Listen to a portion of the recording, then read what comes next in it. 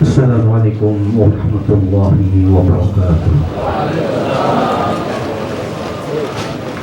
Hadirin yang dimuliakan Allah, kajian fikih kita pada malam ini halaman 241, nomor ke-11. Ya, nomor ke-11 dalam tema As-Sunan allati fi asna'is shalah, yakni sunnah-sunnah yang ada di tengah-tengah sholat. Maksudnya ketika kita dalam sholat ada hal-hal yang disunahkan, yang dianjurkan untuk kita melakukannya.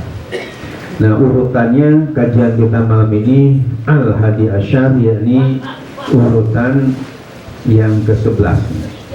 Baik Bapak dan hadirin yang dimuliakan Allah, jadi yang ke-11 ini adalah Su'alur Rahmati Inda Ayatir Rahmati.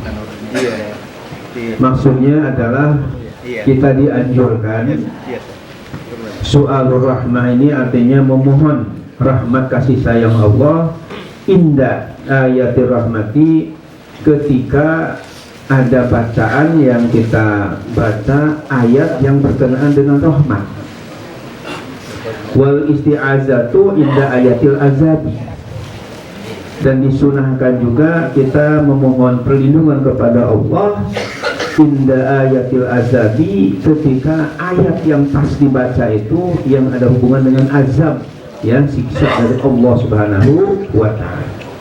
Wa hakaza ya'ti bima yunasibul maqama, dan demikian pula datang sesuai dengan makom di situ artinya ya sikon, keadaan ayat-ayat yang dibaca tadi. Jadi ketika ayat itu ada hubungan dengan rahmat Allah, kita mohon rahmat tadi. Sementara kalau ada hubungan dengan azab Allah, kita mohon dilindungi oleh Allah dari azabnya. Di sini dicontohkan misalu ayatir rahmah, seperti ya contoh seperti misalnya ayat rahmat itu seperti firman Allah Subhanahu wa ta'ala yang tertera dalam Al-Quran surah Al-Insan ayat 31. Dalam surah Al-Insan atau Ad-Dahr, ya, ayat 31 misalnya firman Allah yang bunyinya yudakhilu man yasha'u fi rahmatih. Di situ kan ada firman Allah yudakhilu man yasha'u fi rahmatih, artinya yudakhilu, Allah akan memasukkan man yasha orang yang Allah kehendaki fi rahmatihi, ke dalam rahmat, ke dalam kasih sayang. Maka fayaqulu, maka hendaknya yang membaca ayat tadi berhenti sejenak membaca ayatnya, kemudian mengucapkan Allahumma adkhilna fi rahmatik, artinya Allahumma ya Allah, adkhilna, masukkanlah kami fi rahmatika, dalam rahmat, ya, artinya mohon supaya dicurahkan rahmat Allah Subhanahu wa ta'ala, karena ayatnya memang ada hubungan dengan rahmat. Yudkhilu may yasha'u fi rahmatih. Kemudian misalu ayatul azab, ya, termasuk mungkin kaitan dengan masalah yang rahmat Allah, ketika kita baca, kita berhenti sejenak sambil berdoa, mudah-mudahan ya Allah dicurahkan rahmat kepada kami. Misalnya kita bisa baca dalam Al-Quran surat yang lain, yakni surah Ali Imran ayat 8 misalnya. Di situ ada ayat yang ada kaitan dengan rahmat, permohonan kita kepada rahmat. Misalnya Rabbana la tuzigh qulubana ba'da idh hadaitana wa hab lana min ladunka rahmah. Allahumma adkhilna fi rahmatik. Allahumma, misalnya Allahumma arhamni, ya Allah rahmatilah. Baru kita lanjutkan innaka antal wahhab Jadi ketika ada ayat yang berhubungan rahmat tadi, kita berhenti sejenak, kemudian berdoa, mohon dicurahkan rahmat kepada kita. Kemudian ketika misalnya ayatul azab, ya misalu ayatul azab, contoh ayat terkait dengan siksa, ini masih ada dalam surah Al-Insan 31 ya, artinya lanjutannya, yakni ketika dibacakan misalnya وَالظَّالِمِينَ أَعَدَّ لَهُمْ عَذَابًا أَلِيمًا. وَالظَّالِمِينَ, dan kepada orang-orang yang berbuat zalim, a'adda lahum, Allah telah menyiapkan bagi mereka azaban alima, azab yang amat pedih. Ya, bacanya harus makhrajnya yang harus pas dengan azaban alima, jadi azab yang maha tahu. Tapi kalau ini alima ya, jadi azab yang amat pedih. Nah, ini kan ada kaitan dengan masalah azab. Fayaqul, maka hendaknya ia mengucapkan Allahumma ajirna min azab. Ya Allah, ajirna, jauhkanlah kami min azabika, dari azabmu ya Allah. Karena di situ ada ayat kaitan dengan azab ya.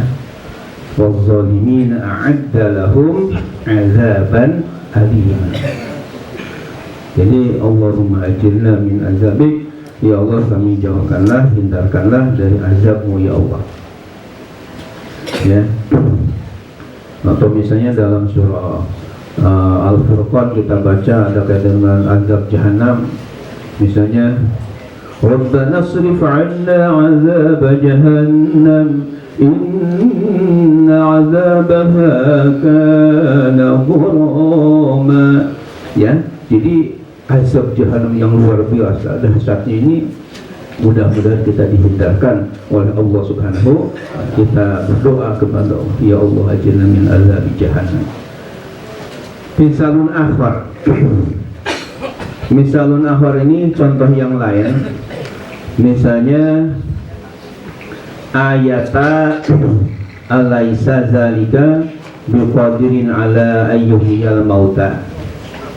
Ya, ayata ini asalnya ayatani, cuma karena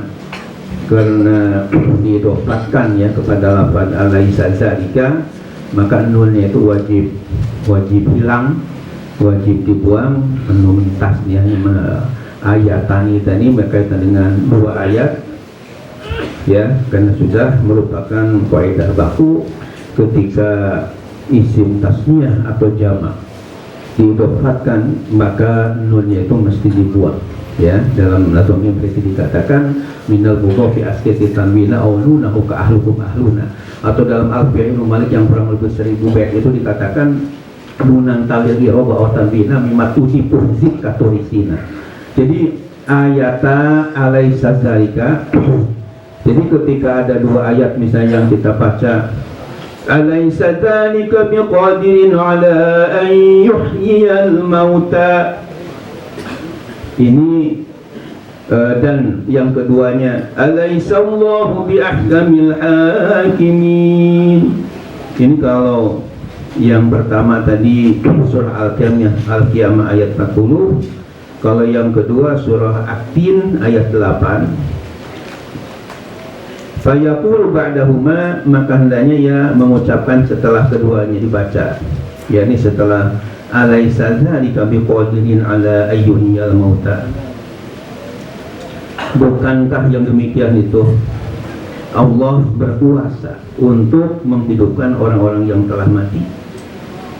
Maka jawabannya bala wa ana ala zalika minasyahidin. Ya benar, dan saya atas yang demikian itu termasuk yang menjadi saksi. Atau alaisallahu biahkamil hakimin, bukankah Allah adalah hakim yang paling adil dari sekian hakim yang ada? Maka kita sunat ketika setelah membaca alaisaza ya alaisallahu biahkamil hakimin, mengucapkan bala wa ana ala zalika minasyahidin. Ya benar, saya atas yang demikian itu termasuk yang menyaksikan. Hadirin yang dimuliakan Allah Subhanahu wa taala, kita lanjutkan yang ke-12. Yang ke-12 ini al-jahru fi maudhihi wal israru fi maudhihi. Jadi disunatkan ketika sholat itu al-jahru menyaringkan bacaan fi maudhihi pada tempatnya, wal israru dan melangkan, ya, artinya tidak menyaringkan, mensirkan bacaan fi maudhihi pada tempat. Jadi biasanya kalau sholat sirriyah ya kita bacanya pelan. Kalau sholatnya malam hari biasanya jahriyah, maka sunatnya dinyaringkan. Di dalam footnote catatan kaki di atas kita lihat qala fi Busyral Karim telah berkata dalam kitab Busyral Karim. Alhamdulillah saya miliki kitabnya, lama lengkapnya Busyral Karim itu Busyral Karim fi Syarhi Masail Ta'lim yang dikarang oleh Syekh Muhammad, ya, Sa'id Al-Yamani, dari seorang ulama dari Yaman. Beliau dalam kitabnya Busyral Karim berkata begini, faidatun, sebuah faidah. Faidah itu artinya sesuatu yang berguna, yang bermanfaat untuk kita simak, untuk kita pahami dan laksanakan. Yajharul ma'mumu khalfal imami. Yajharul ma'mumu, makmum hendaknya menyaringkan, artinya bacaannya khalfal imami, di belakang imam. Ada beberapa tempat, beberapa. Yang pertama fi ta'minihi li ta'mini imami, dalam membaca aminnya ketika imam membaca amin. Itu disunatkan bagi makmum untuk jahar, untuk menyaringkan bacaan. Jadi ketika imam setelah membaca wailil maghdubi alaihim waladdallin, biasanya amin, kita makmum juga di belakang membaca amin dengan nyaring pula ketika tentunya sholat jahriyah. Kemudian walidu'aihi fil kunuti, dan ketika imam membaca doa, ya, fil kunuti, dalam kunut subuh maksudnya. Jadi ketika imam membaca doa kunut, katakanlah Allahumma hdina fiman hadait, nah imam si makmum amin, ya, fi ta'minihi walidu'ahi fil kunut. Jadi ketika membaca amin ketika imam doa dalam kunut, maka aminnya itu tidak pelan tapi nyaring, ya.